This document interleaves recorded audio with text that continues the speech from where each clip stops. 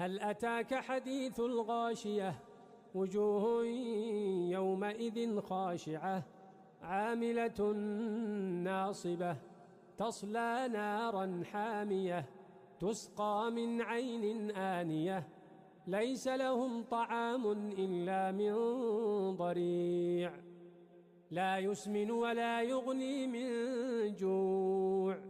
وجوه يومئذ ناعمة لسعيها راضية في جنة عالية لا تسمع فيها لاغية فيها عين جارية فيها سرر مرفوعة وأكواب موضوعة ونمارق مصفوفة وزرابي مبثوثة أفلا ينظرون إلى الإبل كيف خلقت وإلى السماء كيف رفعت وإلى الجبال كيف نصبت وإلى الأرض كيف سطحت